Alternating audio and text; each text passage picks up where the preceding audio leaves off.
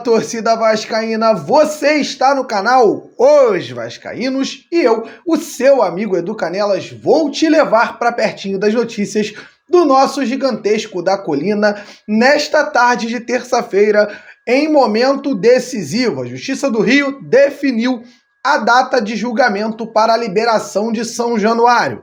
E o Maracanã, tá sabendo? Vai fechar e estão culpando o Vasco por essa desgraça.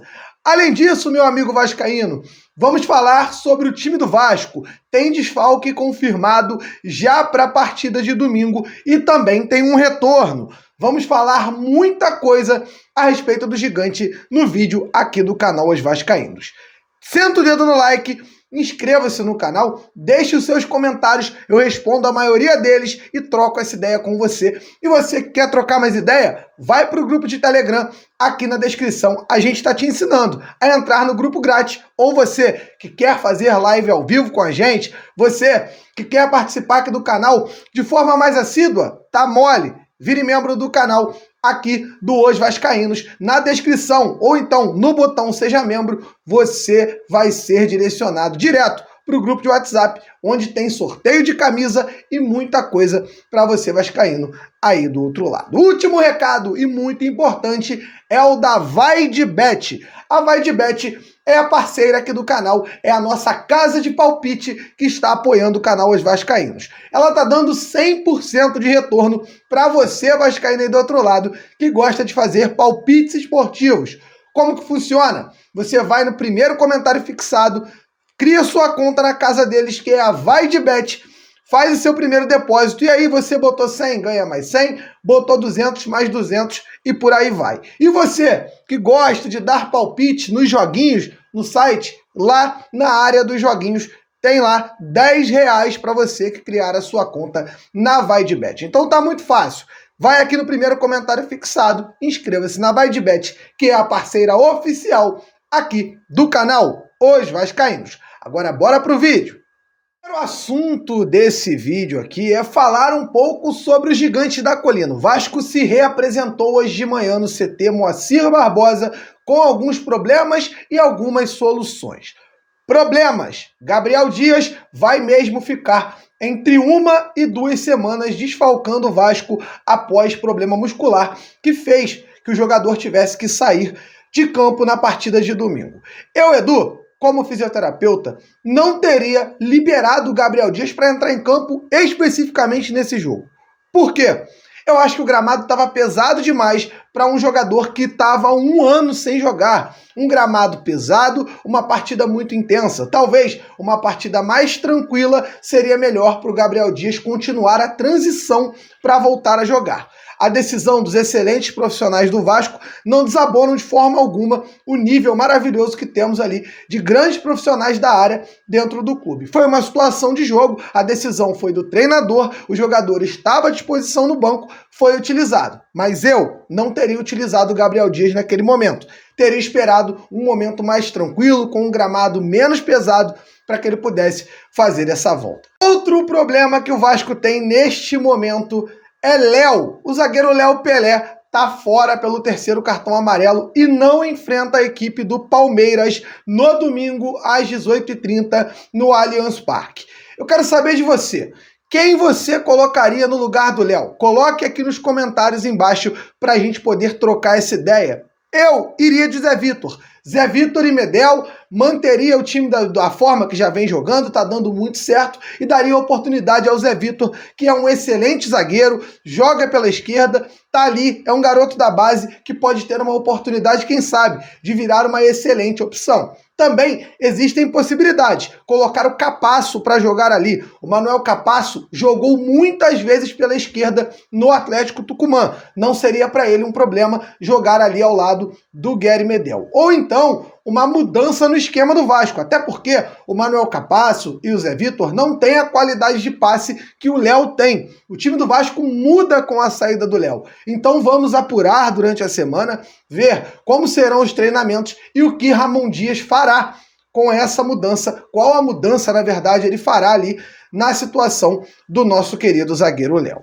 Olha, Léo Jardim Lucas Piton e Gary Medel estão na seleção da 20ª rodada do Campeonato Brasileiro da Série A, sendo que Gary Medel foi eleito o cara da rodada, o melhor jogador da rodada.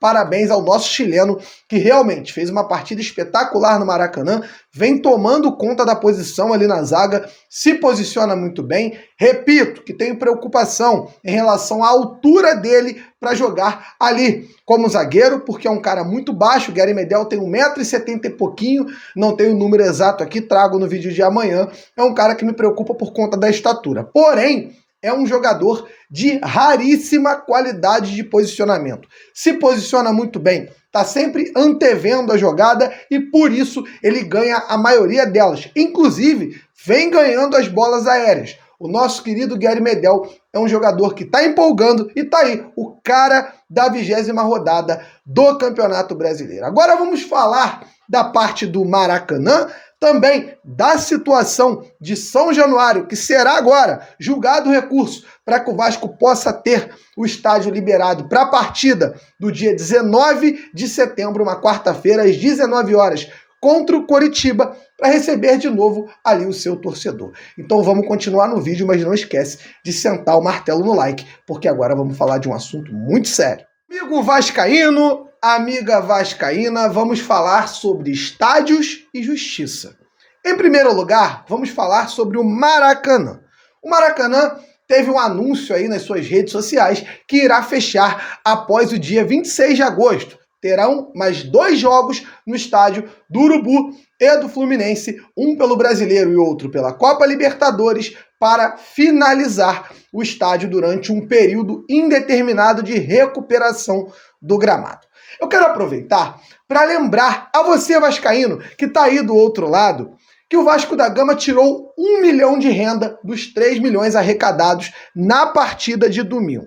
Você vê que o Maracanã é um estádio altamente rentável. Rende ao Vasco aí 1 milhão limpo para o clube. O Vasco pode pegar essa grana e já pagar o primeiro salário do querido Dimitri Payet, por exemplo. Mas, por outro lado, eu quero lembrar a você, vascaíno, algo que a mídia está tentando explicar. Porque a dupla Fla-Flu e parte da Fla-Press também escondem a realidade. Eu estava assistindo o Sport TV agora há pouco e o André Rizek e o PC de Oliveira foram caras ali agora, aliás, desculpe, o PC Vasconcelos, eu não esqueci do PC de Oliveira não, que tentou justificar um pênalti, né? Mas nem vou tocar nisso aqui, já falei disso na live. O PC Vasconcelos também deu um papo muito interessante a respeito do Maracanã agora há pouco. Por exemplo, o Gabriel Barbosa, atacante do Urubu, já brigou com o Marcos Braz, diretor de futebol deles, por conta da qualidade do gramado do Maracanã, porque reclamou, ele se lesionou lá. O Maracanã recebeu 55 jogos esse ano. Os estádios europeus recebem 30. Mas aí existe um detalhe interessante e legal. São 2 clubes gerindo o estádio. Se eles não têm lugar para jogar, como vão reclamar de ter 55 partidas em um estádio público, que é para uma cidade que tem 4 times grandes disputando a Série A e outros clubes em séries inferiores que têm também o direito de um dia querer jogar no Maracanã? Como que esses caras se apoderam do Maracanã e acham que tem algum tipo de ingerência para definir esse time joga aqui, esse não joga? Então vamos à dinâmica de explicação sobre a situação do Maracanã para você entender, para você explicar para algum urubu ou algum torcedor do Fluminense sem Libertadores que queira te questionar a respeito disso. A situação é a seguinte: o Rio de Janeiro é um grande condomínio que tem casas e salão de festas. Aquele salão de festas ali é para quê? Os condôminos, as pessoas que moram nesse condomínio, possam usar em momentos específicos, em momentos pontuais, em momentos de receber mais gente que não caibam em suas casas, o que é normal. Um salão de festas é para isso. E aí, o Vasco tem São Januário, a sua casa, 23 mil pessoas podem estar ali assistindo uma partida de futebol, onde celebram o amor pelo Vasco. Mas, se o Vasco for ter uma festa maior, de maior apelo, o Vasco tem o seu salão de festas, que é o Maracanã. É um local onde todo mundo tem o direito de estar ali. Por quê? São condôminos, são pessoas que pagam, ajudam a custear aquele estádio ali. O Botafogo tem o Engenhão, que é um estádio feito com dinheiro público, mas que tem ali a sua concessão definida. Não é uma cessão feita de forma paliativa, de forma rápida, de 6 em 6 meses tem que renovar. Do Botafogo é por vários anos, que eu não sei nem a data aqui, porque são realmente muitos anos de Engenhão na mão do Botafogo. E aí, o Fluminense e o Flamengo, que tinham casas, né, dentro desse condomínio, não tem condição de receber sequer uma visita em suas casas. As Laranjeiras não têm capacidade para receber ninguém, e o Flamengo também não tem o seu estádio, porque a Gávea também não tem como receber ninguém. E aí, por isso, ao invés de morar na rua, eles entraram dentro do salão de festas, decidiram morar lá, e agora chegam para as pessoas que querem usar, que têm o direito, e dizem: não, vocês não vão usar porque moramos aqui e nós precisamos utilizar esse salão de festas. Essa é a dinâmica de explicação bem clara de como é a situação do Maracanã. Os caras pensam ser donos de um salão de festas que não é dele. O problema todo é que eles têm a ajuda do síndico desse condomínio. Por quê?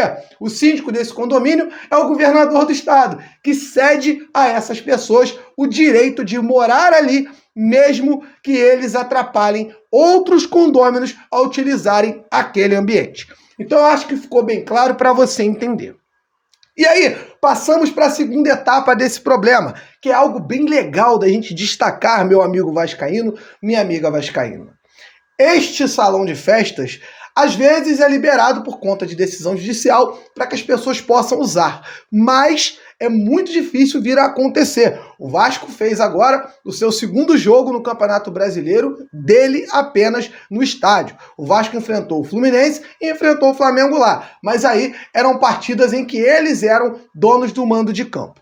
O Vasco da Gama alugou o estádio por 2 vezes e agora está sendo acusado de ser o culpado pela má gerência ou pela péssima condição do gramado do estádio do Maracanã. E aí fica a dúvida, será que esses caras são mesmo burros, são mal intencionados, são caras de pau ou são todas essas coisas e mais um pouco que eu não posso falar aqui? Porque fica bem clara a má fé, a falta de vergonha na cara, quando até torcedores culpam o Vasco, que jogou 2 vezes com o estádio alugado no Maracanã, pela culpa do gramado horroroso. No começo da minha fala, eu expliquei para você que o Gabriel Barbosa brigou com o Marcos Braz, diretor de futebol do Urubu, por conta disso. E por conta disso, o gramado do Maracanã, que é cada vez pior, continua ruim, ninguém bate nessa situação do gramado estar horroroso, e agora quando o Vasco joga, eles me soltam uma nota dizendo: agora que o Vasco jogou aqui, teremos que fechar o Maracanã. Vocês são caras de pau e podem ter certeza absoluta, vão colher frutos de tudo que estão plantando. Vocês têm um custo muito baixo para cuidar do Maracanã, ganham muito dinheiro nas rendas das partidas de vocês e cuidam muito mal do Maracanã. Eu cheguei no Maracanã, o Maracanã estava sujo e o gramado do Maracanã um pasto. Falam aí tanto que a tecnologia avançou, existem milhares de tecnologias para fazer um estádio de futebol ter um gramado de primeiro mundo. Olha, lá na Serrinha, em Goiânia, o Goiás joga e o gramado é excelente.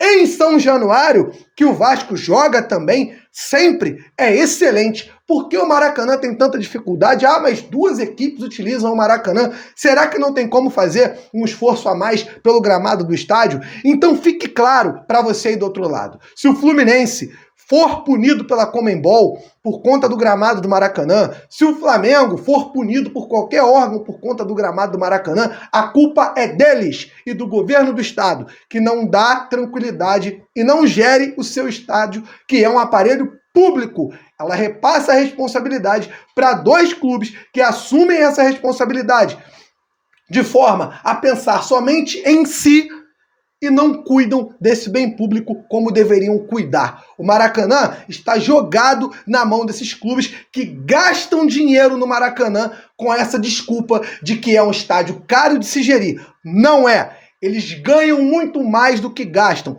Ou você nunca parou para pensar que o Fluminense poderia correr atrás de dividir com o Botafogo, o Engenhão, O Fluminense poderia correr atrás de ir à Moça Bonita, fazer uma reforma no estádio e jogar por lá. Afinal, o Fluminense tem torcida para jogar para 10 mil, para 15 mil todo jogo. Poderia jogar em outro estádio. Por que o Maracanã? Simplesmente porque sabem que o Maracanã gera muita grana na mão desses caras que pensam que eu e você somos otários ou você, vascaína, é uma otária para acreditar nas falácias e no papinho dessa gente aí. Agora, vamos falar de São Januário. Afinal, é o tema principal desse vídeo que eu gravo para vocês.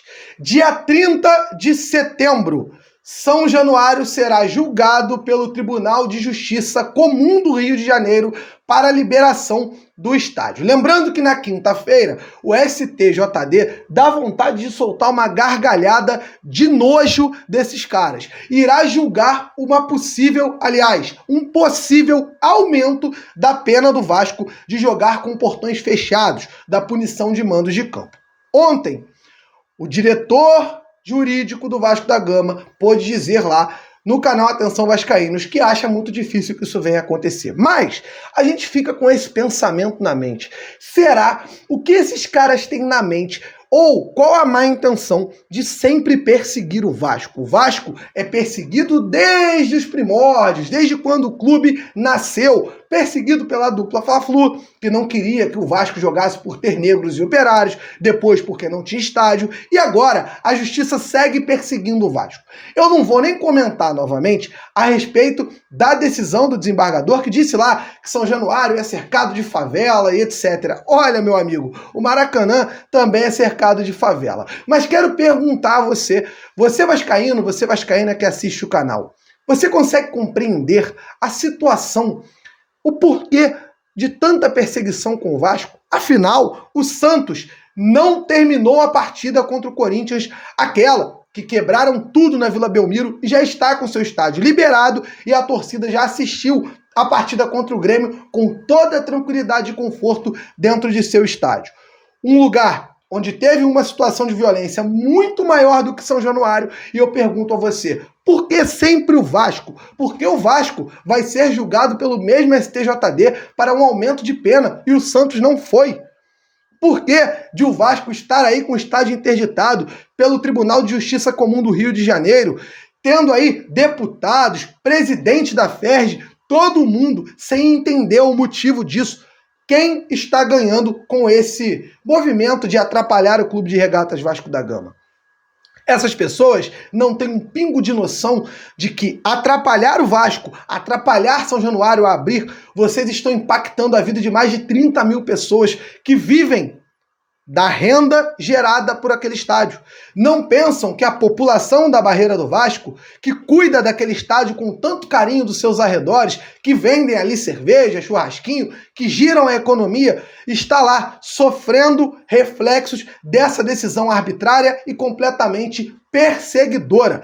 É realmente uma perseguição, uma implicância com o Vasco da Gama que eu não consigo entender o motivo.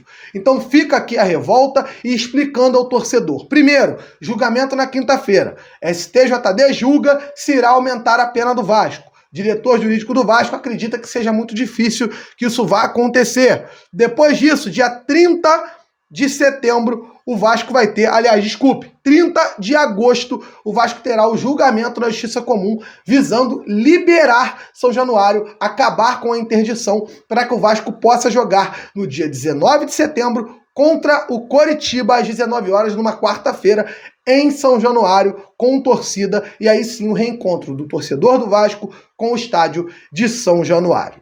Amigo vascaíno, agora falando de mercado da bola, vou trazer uma informação. O Jorge Carrascal, que era um jogador que o Vasco tentou contratar para ser o nosso meia, que bom que não veio, afinal, dessa forma acabou chegando aqui Dimitri Payet.